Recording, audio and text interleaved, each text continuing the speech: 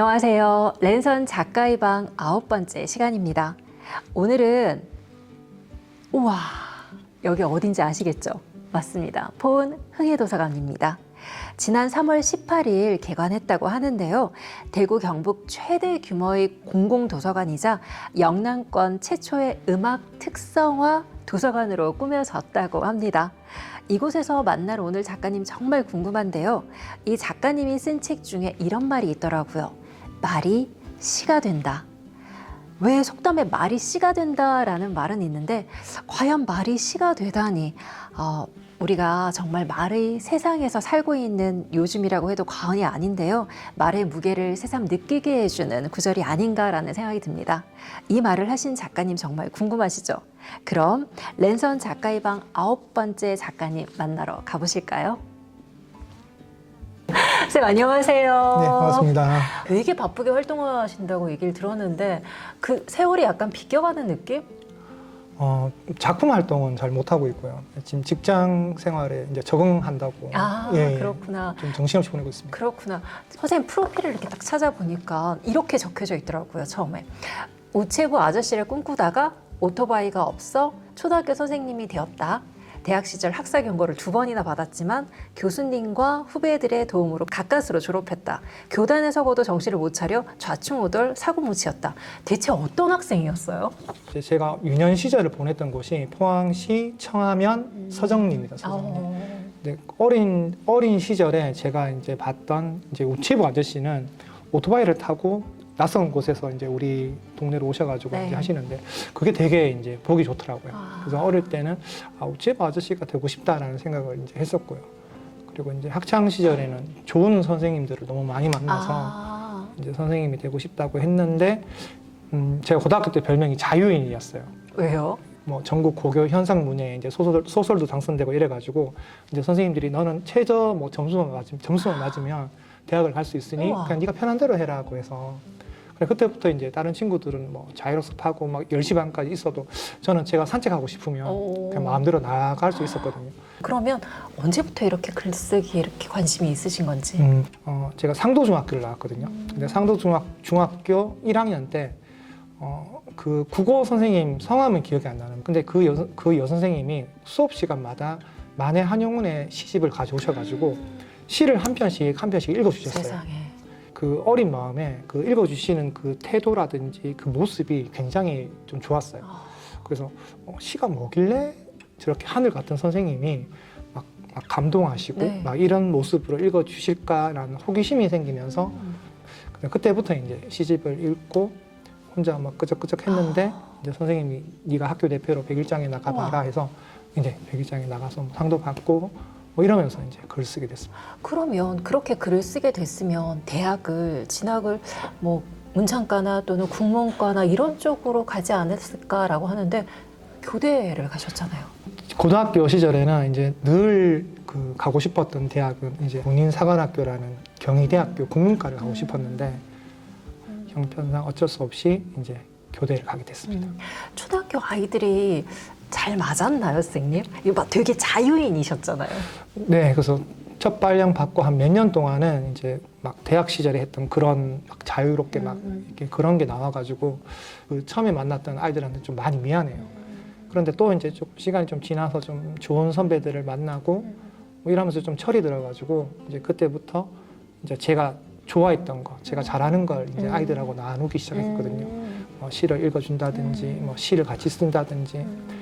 글기지개를 쓴다든지 이제 그런 식으로 이제 계속 했더니 이제 아이들도 이제 저를 굉장히 좋아하고 학부모님도 굉장히 많이 좋아해 주시고 하셔가지고 성공적으로 교직 생활을 안착을 했습니다. 지금까지 나온 책을 쭉 보니까 처음에 등단 이후에 이렇게 처음에는 시집이 나왔더라고요.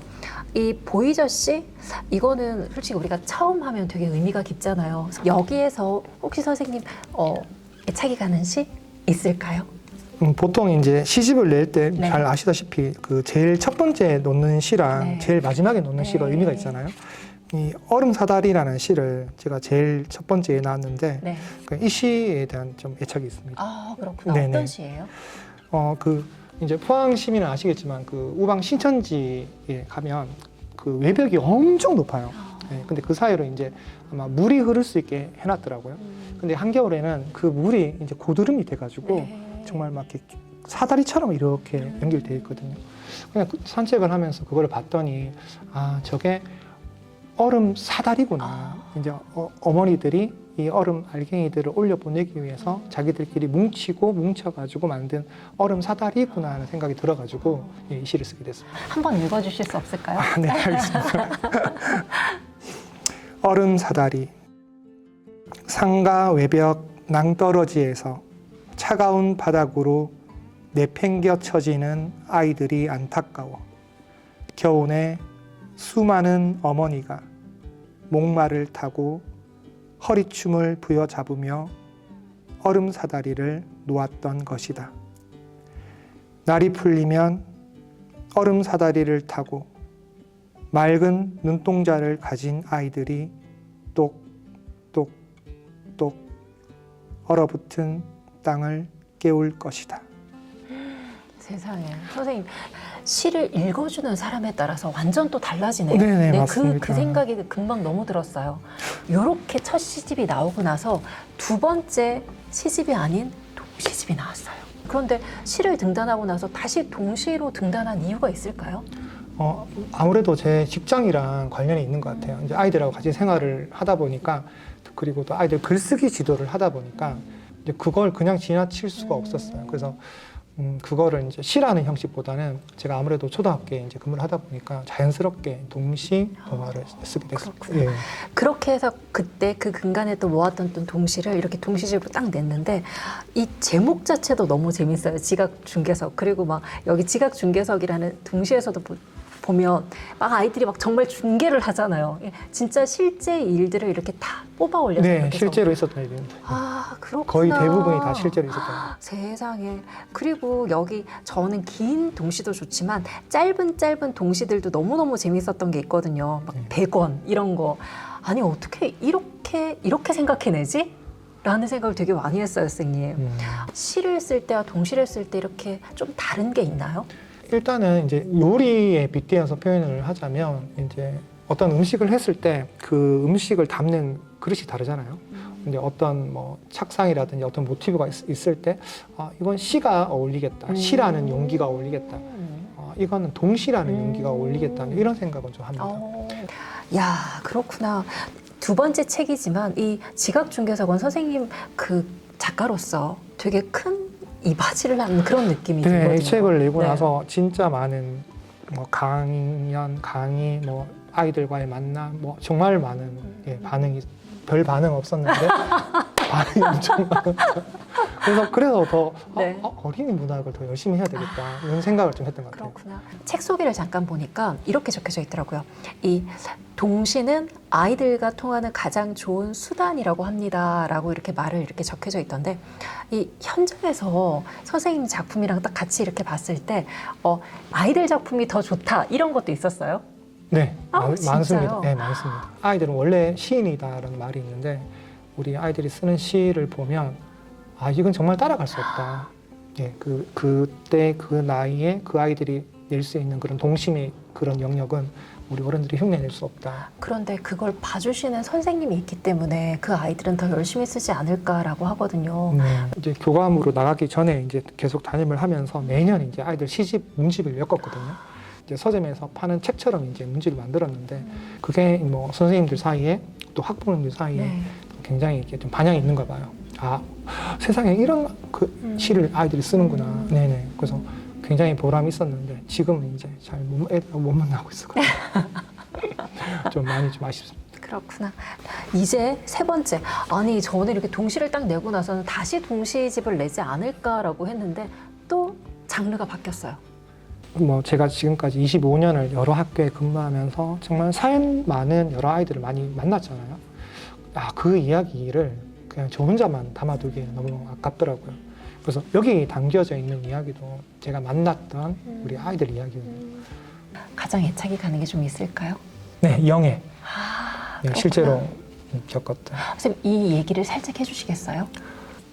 낙인이 찍혔다고 하나? 그러니까 이 애는 원래 물건을 훔치고 나쁜 짓을 하는 아이야라는 그 낙인이 선생님들뿐만 아니라 아이들 사이에서도 찍혀 있는 거예요. 그래서 어느 날 학교에 선생님의 핸드백이 없어졌는데 실제로 도둑이 들어서 그 선생님들의 핸드백이랑 이런 걸 훔쳐갔어. 지갑이랑 많이 훔쳐갔었는데 그 반에 그 친구들과 그 선생님들은 다 얘가 했을 거야. 이제 했던 실제로 있었던 되게 가슴 아팠어요. 그래서 그 이야기를 이제 작품으로 썼고 이제 이 작품이 그 월간 어린이와 문학에 추천을 받아가지고 그래서 마음이 많이 남습니다. 아이들이 이 책을 읽었을 때는 어떤 마음이 들었으면 좋겠다 싶어요? 일단 이게 그 포항시 원북으로 그러니까요. 너무 네. 선정이 돼서 많은 친구들이 이제 읽었다고 들었는데 막 혐오를 선동하고 막 가짜 뉴스를 막 퍼뜨리고 그다음에 네 편 내 편 지어서 막 맞아요. 폭력을 막 행사하는 이런 시대에 인간성을 이제 그 인간의 어떤 따뜻함 그런 거 잊으면 안 된다. 좀 그런 거 좀 많이 느꼈으면 좋겠습니다. 그렇게 귀하게 또 시집이 나왔습니다. 아, 여기서 보니까 여기서도 그런 얘기가 있어요.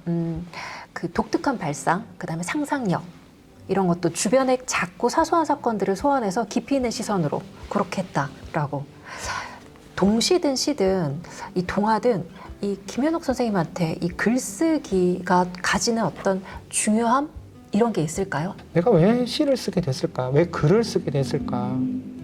물론 중학교 1학년 때 만났던 국어 선생님의 영향이 굉장히 컸다라고 생각을 하는데 그럼에도 불구하고 그걸 계속 제가 지속을 했잖아요. 계속 시도 쓰고 뭐 동시도 쓰고 동화도 쓰고 대학 시절에는 소설도 굉장히 열심히 썼거든요. 왜 그렇게 글쓰기를 열심히 했을까? 그게 나한테 뭐였을까? 그렇죠. 그 생각을 굉장히 많이 하는데 솔직히 잘 모르겠어요. 왜 글을 쓰는지 한번 생각해 보겠습니다. 왜 쓰는지. 금방 궁금했던 게 뭐냐면 딱 떠오르는 게 선생님의 첫 독자는 누구예요? 일단 딸입니다. 그 새우깡 먹으며 동시집 네. 읽기도 네. 그 집에 그 딸 이름이 은유인데 네. 그 제가 시를 읽어주는데 새우깡을 옆에서 먹고 있었어요. 그래서 저는 막 이렇게 감정을 잡고 분위기를 잡고 시를 낭송하는데 딸은 새우깡을 화작 완전 먹고 있는데 그게 너무 웃긴 거예요. 그래서 그걸 시를 썼거든요. 네. 네네. 그래서 쓴 다음에 그 딸한테 먼저 이제 보여주죠. 네. 네. 저는 이 책이 제일 좋았어요. 감사합니다. 왜냐하면 왜 문장 자체가 탁탁 잘 넘어가가지고 되게 빨리 읽었거든요. 아, 교실에는 시가 필요해. 이거 정말 이건 선생님이 하고 싶은 말이 여기 다 담겨 있는 것 같고, 그쵸? 총망라한 것 같다라는 생각이 들거든요. 이 책은 어떻게 내게 되신 거예요? 일단 그 경상북도 교육청에서 네. 책 쓰는 선생님이라고 이제 프로그램을 했는데 마침 이제 여기에 실려 있는 글이 그 제가 몇 년 동안 그 경북 매일신문에 그 교육 칼럼을 일주일에 한 번씩, 2주에 한 번씩 실었거든요. 네. 그거를 경북 교육청에 응모를 했더니 이제 그 선정이 된 거예요. 네. 이렇게 한 편 한 편 봤을 때랑 이렇게 딱 묶어서 또 봤을 때랑 또 주변 반응이 달랐을 것 같아요. 네, 안 그래도 일단 제목이 너무 마음에 든다는 그러니까요. 분이 많으셔가지고 근데 이제 이 책 제목 때문에 되게 고민이었거든요. 그런데 우연히 신문을 보다가 그 구상 시인이 돌아가실 때 이제 남기신 말이 세상에는 시가 필요해라고 남기셨더라고요. 아, 딱 그걸 보는 순간 교실에는 시가 필요해요 해가지고 그렇게 제목을 짓게 됐어요. 일단 제일 기분 좋은 말은 그 말이에요. 선생님 덕분에 시가 좋아졌어요. 시가 좋아졌어요. 그래서 아이들이 한 말을 이렇게 올렸는데 너무 마음에 드는 책입니다. 그렇구나. 요거는 꼭 읽었으면 좋겠다. 이거는 학부모님들이 딱 알았으면 좋겠다. 또는 교사분들이 딱 했으면 좋겠다라는 어떤 거가 있을까요? 일단 한 편 뽑으면 시호감이라는 글이 있는데 네. 우리 아이들에게 시에 대한 호감을 좀 갖게 해주셨으면 좋겠어요. 그냥 아무것도 모르고 학창 시절에 이제 중학교, 고등학교 들어가 버리면 시는 그냥 오로지 문제풀이 대상이 그렇죠. 되거든요. 그래서 좀 어려서부터 꾸준히 좀 아이들한테 그 많은 시들을 좀 틈틈이 좀 아이들한테 좀 읽어주시고 우리 엄마가 시를 한 편씩 뭐 읽어준다든지 카톡으로 이제 예쁘게 해서 보내준다든지 그게 굉장히 좀 효과가 클 것 같거든요. 여기 총 4장으로 되어 있는데 3장이 정말 모든 기적은 책 읽어주기에서 시작된다. 저는 이게 내가 낭송하는 것과 또 듣는 거는 좀 다르잖아요. 네네. 그랬을 때 언제까지 솔직히 이렇게 학부모님들도 저희 청취자분들이 많기 때문에 아이들한테 언제까지 들려줘야지 읽어줘야지 좋을까요? 두 가지 답변을 드리자면 일단 첫 번째 답변은 이제 여러 전문가들이 하는 이야기는 아이가 그만할 때까지 엄마 괜찮아 이제 안 읽어줘도 돼 아빠 이제 내가 읽을게 그때까지라고 전문가들은 말씀하시더라고요. 요즘에 제가 하고 있는 거 지금 학부모 보실 거니까 제가 하고 있는 건 제가 하루에 아무리 바빠도 한 신문을 3개, 4개는 보려고 해요. 거기에 보면 참 좋은 기사나 좋은 칼럼들이 많아요.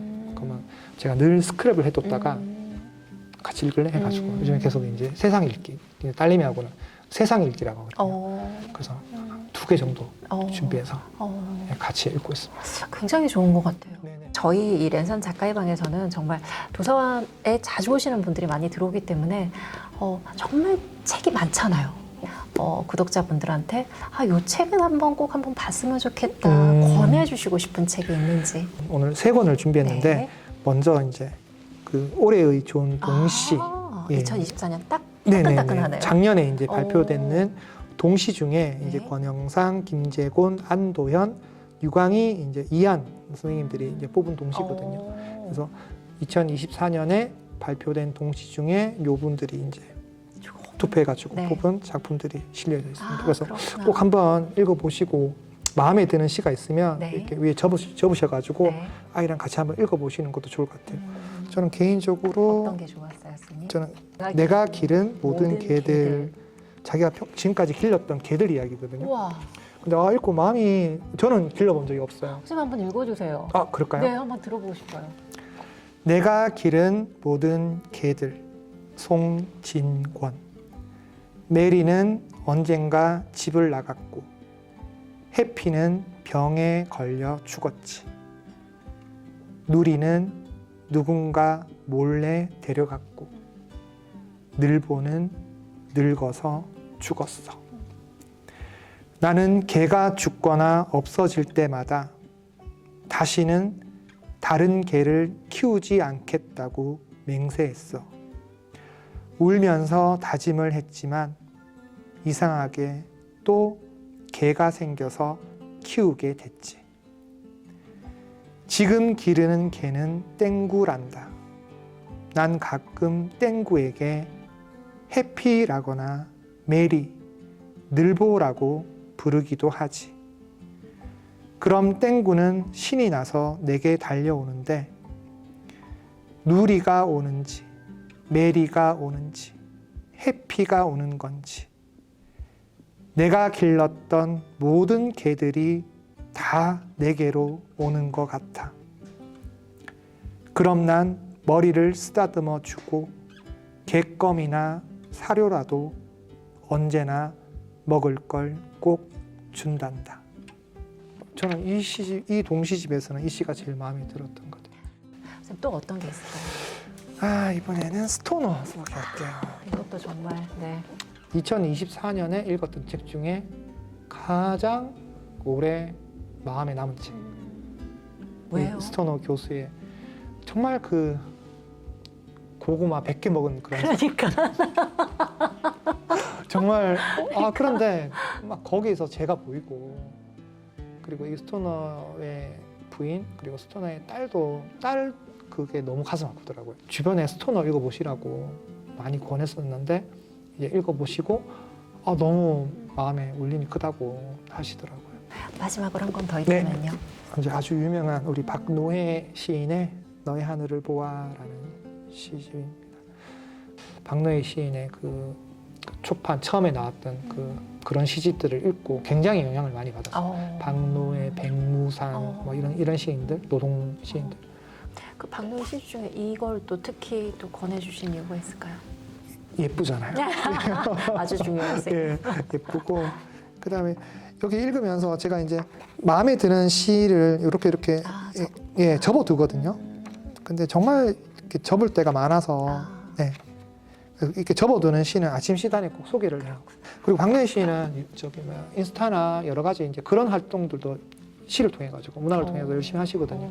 그래서 지금은 이제 예전에는 노동 운동가였는데 지금은 뭐랄까 지구를 사랑하는 생명 운동가 뭐 이런 느낌으로 이분도 또 영향력을 끼치는 분인데 선생님도 좀 약간 그런 식으로 활동하고 있지 않나라는 생각이 또 문득 들거든요. 네네. 아이들과 학부모들한테 또는 교사한테 또는 다양한 사람들한테 어떤 영향력을 끼치는 사람이었으면 좋겠어요, 작가로서? 그냥 오며 가며 살며 책 읽으며 뭐 영화 보며 계속 글감이 자꾸 이렇게 접수가 돼요. 접수가 자꾸 잡히거든요. 근데 그것들을 표현을 해야 될 것 같아요. 그래서 제가 쓰는 시, 뭐 제가 쓰는 동시, 또 제가 쓰는 동화를 읽고 세상에 세상은 살아볼 만하구나, 세상은 따뜻하구나, 사람은 믿을만 하구나, 이런 것들을 우리 아이들도 좀 느끼고 또 독자들도 느꼈으면 좋겠고, 그런 디지털 이런 것들은 끌리고 현혹시키고 막 빠지게 하지만 뭔가 허해요. 예. 계속 보다 보면 더 허해지거든요. 그렇죠. 그런데 맞아요. 이런 문학들은, 이런 책들은 그렇지 않단 말이에요.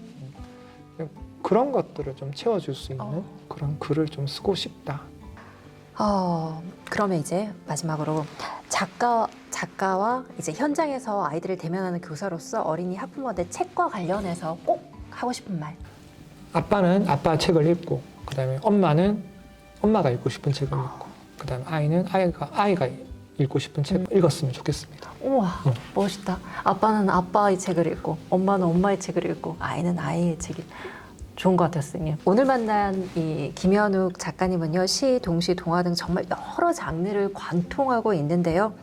함께 이야기를 들어보고 또 하니까, 이 작가님의 그 마음이 문학과 아이들에 대한 사랑으로 가득 찼구나라는 생각이 듭니다.